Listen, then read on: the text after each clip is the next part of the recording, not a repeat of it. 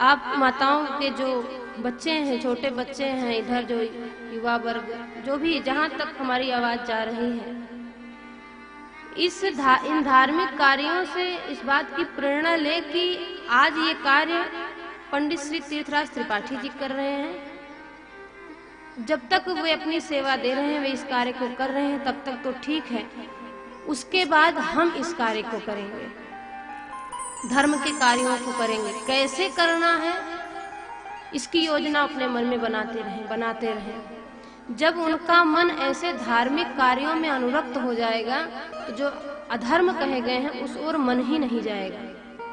अधर्म होता क्या है उसको वो ध्यान ही नहीं देंगे। परंतु जब मनुष्य इन सब कार्यों से अपने आप को विलग करके चलता है, दूर करके चलता है, तो वो अधर्म करता है। धर्म को जानेंगे नहीं, अपने सनातन धर्म को नहीं जानेंगे, अपने आप को नहीं पहचानेंगे, हम कौन हैं, क्या है, किस लिए आए हैं। जब तक इसको नहीं जानेंगे तब तक जीवन सुधर नहीं सकता, बिगड़ता ही चला जाएगा। और हिंदुओं के ऊपर तो सबसे बड़ा संकट है। भोले भाले बेचारे हिंदू किसी की भी बातों में आ जाते हैं, जो जैसा कह देते हैं अन्य धर्म वाले उसको मान लेते हैं। एक बार ऐसी बातें सुनने में आई थी, एक बस में बैठ करके कुछ हिंदू यात्री कहीं तीर्थ में दर्शन के लिए गए। वापस लौटते समय उनकी गाड़ी बंद हो गई, गाड़ी स्टार्ट नहीं हो रही थी।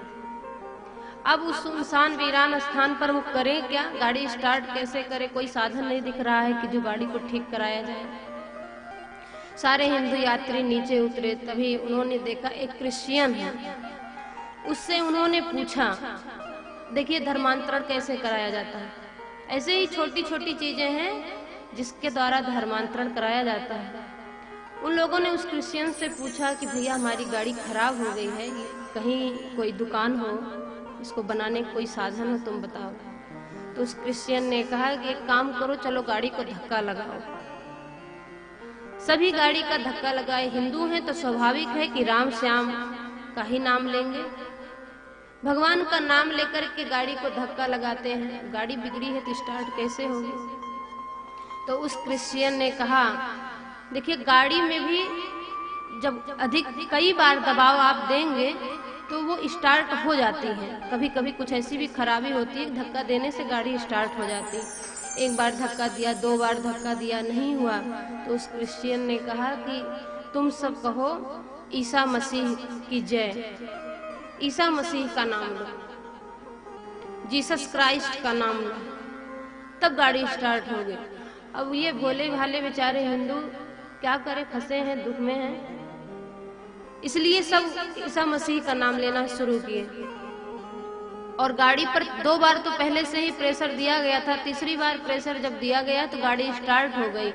तो ये पागल मूर्ख हिंदू भी ये समझ गए कि जीसस क्राइस्ट का नाम लेने से गाड़ी स्टार्ट हो गई तो हमारे देवताओं में शक्ति नहीं है, अब इनके देवताओं को हम भजेंगे। बस अपने देवता के प्रति श्रद्धा खत्म, उनके देवता में प्रेम हो गया। इसी तरह से छोटी छोटी चीजें हैं जो हिंदुओं को उनके मार्ग से भटका रही हैं। केरल में एक विद्यालय है, वहां पर शिक्षा दी जाती है किस प्रकार से हिंदू युवतियों को भ्रमाया जाए, भटकाया जाए। हिंदू युवतियों को प्रेम जाल में बांधने की ट्रेनिंग दी जाती है, जिसको लव जिहाद कहते हैं।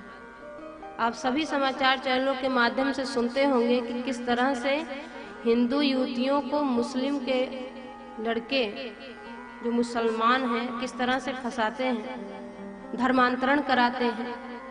और इसके बाद पहले तो अच्छी अच्छी बातें करेंगे, बाद में धर्मांतरण के लिए जोड़ देते हैं। तो स्वाभाविक है उसको धर्म परिवर्तन करना पड़ता है। केरल में लव जिहाद के लिए एक संगठन बनाया गया है। उस संगठन में जितने सदस्य हैं उनको शिक्षा दिया जाता है कि किसी भी स्त्री को प्रभावित करने के लिए 2 सप्ताह का समय तुमको दिया जाएगा। 2 सप्ताह का समय दिया जाएगा उसको अपने प्रेम जाल में फंसाने के लिए, और इसके बाद 6 माह के भीतर तुम उससे विवाह करो। मुसलमानों में निकाह होता है। यदि तुम ऐसा नहीं कर पाते हो, 2 सप्ताह में तुम उसको नहीं फंसा पाते हो, तो फिर दूसरी स्त्री को फंसाने का प्रयास करो। इस तरह वहां ट्रेनिंग दी जाती है। अब इस तरह से आप समझ सकते हैं कि ये हिंदू कैसे सुरक्षित रहेंगे, बच्चियां कैसे सुरक्षित रहेंगी। केरल कौमुदी मलयालम भाषा में है, प्रकाशित हुआ है 2009 में। उसमें स्पष्ट वर्णित किया गया है कि किस प्रकार से मुसलमान लोग हिंदू बेटियों को फंसाते हैं। कई कारण है, कई माध्यम है। पहला तो विद्यालय के बाहर, विद्यालयों महाविद्यालयों के बाहर अपने वाहन पर, अपने बाइक को लेकर के स्कूल का चक्कर लगाएंगे। कहते हैं ना, हीरोगिरी दिखाना, हीरोगिरी दिखाएंगे। भोली भाली लड़कियां देखकर बड़ी प्रसन्न हो जाती हैं, अरे ये तो एकदम बस हीरो है। अब जो इस हीरो को पसंद करती है उसी से तुलना करने लगती है। धीरे धीरे वे उससे प्रभावित किए। ऐसे एक जहांगीर रजाक नाम का युवक था, उसने ऐसे करके 42 लड़कियों को फंसाया। इतनी भोली भाली हैं हिंदुओं की बच्चियां। दूसरा साधन है मोबाइल फोन के द्वारा। पहले तो नंबर कहीं से लिया, फिर मीठी मीठी बातें करेंगे, अपना प्रेम प्रस्ताव रखेंगे। पहले तो वो बच्ची विरोध करती है, लेकिन वो अपनी चतुराई को बनाते रहते हैं, मीठी मीठी बातें करते रहते हैं, उसको बंद नहीं करते। फिर ये भोली भाली सोचती है कि नहीं नहीं, इसका सही सही प्रेम है, उसकी बात में आई और फिर फंस गई। आजकल फेसबुक की सहायता से इस प्रकार के कर्म हो रहे हैं। फेसबुक है, आर्कुट है, नाम बदल करके आईडी बनाना, मित्रता करना, उसके बाद मीठी मीठी बातें वहां करना, बुद्धि को भ्रमित कर देना, अपनी बातों में ले लेना, और फिर वो जैसा कहते हैं वो लड़की वैसा ही करती है। छात्राओं को मोबाइल फोन दे करके केरल कौमुदी में कहा कि छात्राओं को, जैसे जो गरीब परिवार की बच्चियां हैं उनके पास ऐसा कोई साधन नहीं है, तो जो मुसलमान हैं वे उनको मोबाइल फोन देते हैं और बात करते हैं। ये धीरे धीरे अपनी सारी व्यथा, सारा दुख उसको सुनाती है, वो उसमें सहानुभूति दिखाता है। तो इसको लगता है कि इससे अच्छा और कोई नहीं है। देखो मेरा कितना शुभचिंतक है, मुझको फोन दिया, मेरा हाल समाचार लेता है। अब उसको इस बात की परवाह नहीं है कि ये मुसलमान है कि हिंदू है। और इसका परिणाम जानते हैं क्या होता है? इसका परिणाम वही होता है जो आपने अभी कुछ दिन पहले सुना होगा, श्रद्धा हत्याकांड। एक बच्ची के 35 टुकड़े किए गए। यही सब होता है। धीरे धीरे प्रेम में फंसेंगे, उसके बाद फिर उसकी यही दुर्गति होती है। वसीम अकरम नाम का एक व्यक्ति था, मुसलमान है। शर्मा नाम से अपनी आईडी बनाया, फेसबुक आईडी बनाया शर्मा नाम से, और लड़कियों को फंसाता गया, जिसमें उसने एक दक्षा नाम की बच्ची को फंसाया। उससे विवाह का प्रस्ताव रखा। उसने कहा विवाह नहीं करेंगे, तो बोला कि तो 5 लाख रुपए दो, और यदि 5 लाख रुपए नहीं दी तो मैं धारदार हथियार से तुझको मार डालूंगा और तेरे मुख पर, तेरे चेहरे पर एसिड फेंक दूंगा, अम्ल फेंक दूंगा, तू कहीं की नहीं रह जाएगी। अब सोचिए वो क्या कर सकती है, कैसे बचाए अपने आप को। उसने ही उसको मौका दिया है, दूसरा कोई मौका तो दिया नहीं है। ये सब क्यों ऐसा है? क्योंकि ये धर्म से दूर हैं, धार्मिक कार्यों से दूर हैं। इनको भजन, पूजा पाठ, कथा, इन सब चीजों से प्रेम नहीं है। केवल वेस्टर्न कल्चर को अपना करके जीवन जी रहे हैं और फंसते चले जा रहे हैं। आजकल एक विदेशी परंपरा को लोग अपनाए हैं, वैलेंटाइन डे मनाते हैं। अभी फरवरी आ रही है ना, तो 14 फरवरी को वैलेंटाइन डे मनाया जाता है। अब उसमें होता क्या है जानते ही होंगे। वैलेंटाइन डे मनाया जाएगा, रोज डे मनाया जाएगा, फ्रेंडशिप डे मनाया जाएगा। इन्हीं सभी डे को मनाने में मुसलमान हिंदू युवतियों को फंसाते हैं। इसमें बुलाएंगे, पार्टी करेंगे, खूब पार्टी होगी, और फिर पार्टी के बहाने उनको कुछ आइसक्रीम खिलाएंगे, कुछ जूस पिलाएंगे। और एक विशेषज्ञ हैं प्रोफेसर उन्नी कृष्णन, उन्होंने स्पष्ट कहा कि एक ऐसी औषधि आती है जिसको जल में, फल के जूस में मिला देने पर और उसको कोई पी ले तो उसकी अपनी बुद्धि काम नहीं करती, उसका ज्ञान मानो नष्ट सा हो जाता है, वो सही गलत कुछ समझ ही नहीं पाता। ऐसी औषधि आती है, ऐसी औषधियों को मिला करके पिलाते हैं जिससे उस बच्ची की बुद्धि काम ना करे और वो जैसा कहे वैसा वैसा वो करे।